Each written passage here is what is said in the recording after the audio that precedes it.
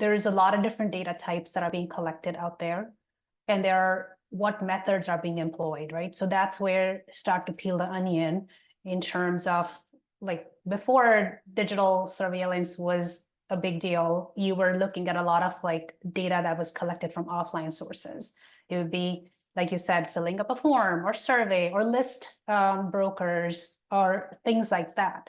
And then as digital activities and surveillance has increased, we're changing our focus to looking at what are the different digital mechanisms to collect data.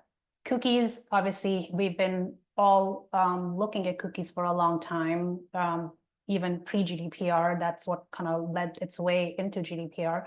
And so that's was sort of one of the primary ways that we're starting to understand and try to control this data collection and abuse that was happening. And cross-site tracking was powered by cookies, or is still powered by cookies.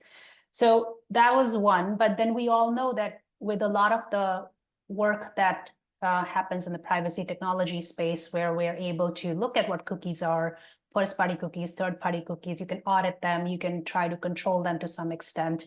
But then the newer forms of technologies, so they are looking at what happens beyond technologies. What are the different ways that data is being collected? So pixels, tags, is just a business as usual practice in the advertising marketing world. Like any company you work with, it's given that there's a pixel that is going to go on their website, on a brand's website, and it will connect who knows what.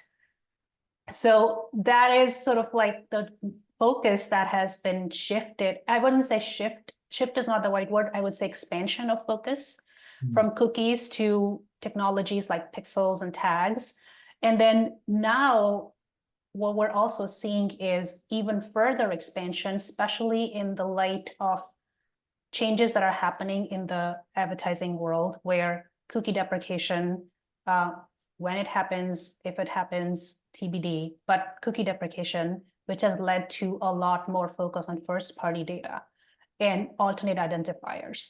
So that's where hashed emails come into play, which is the backbone of a lot of ID solutions, which is a backbone of a lot of alternate sort of options that are out there for a replacement of cookies.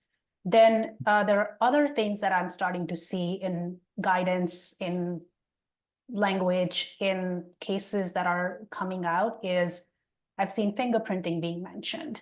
I've seen ID bridging being mentioned, especially in the case of Avast. So these are sort of, I think these breadcrumbs sort of tell you a bit more about what is the focus after cookies and where are some of these things happening. And that's just not in the federal space, right? That's also the New York AG.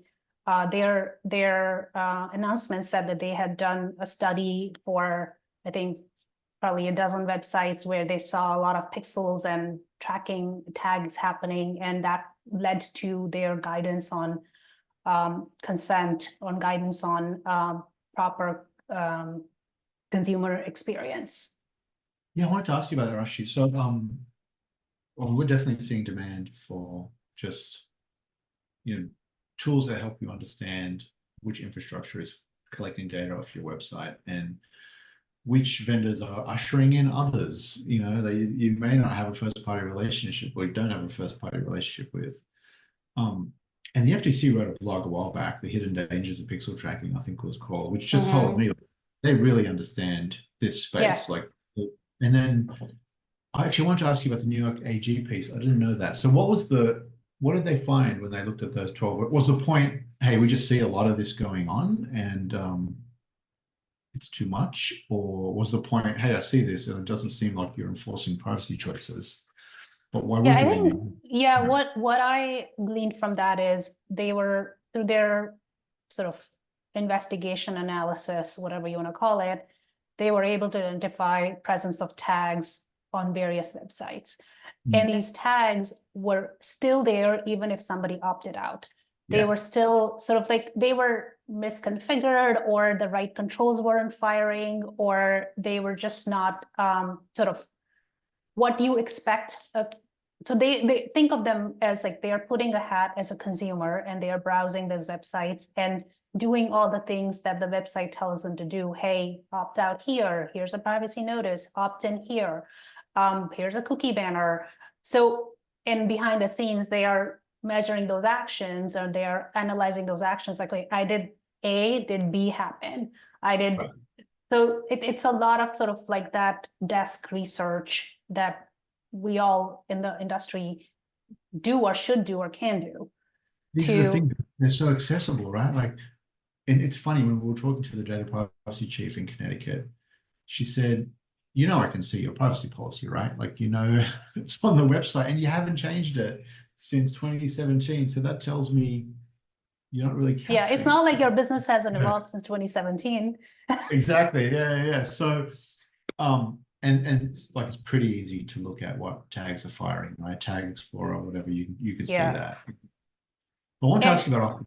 Yeah. What about offline? What about when, you know, walking into a store, data collection practices, like how, I mean, that feels like a huge gap. Do you think that's the next place for the FTC to go or state AGs to go? I mean,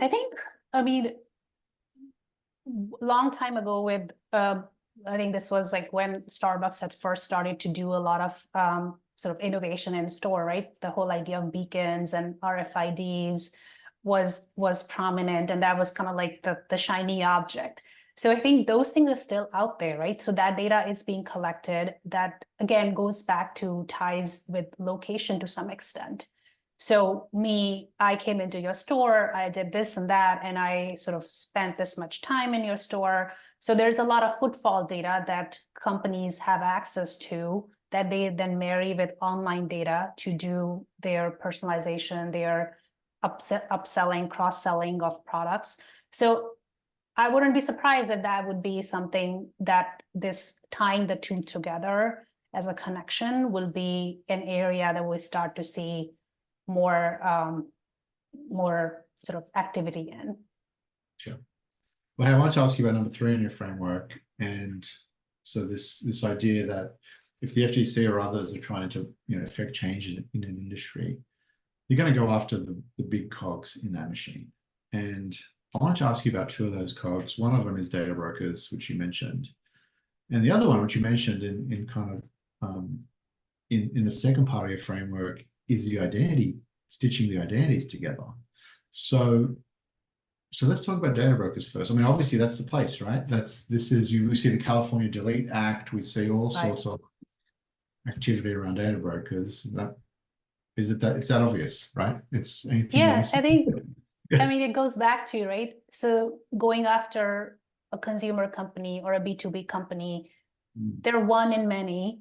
How many? It's just humanly impossible to go after every single entity out there who may be doing bad practices.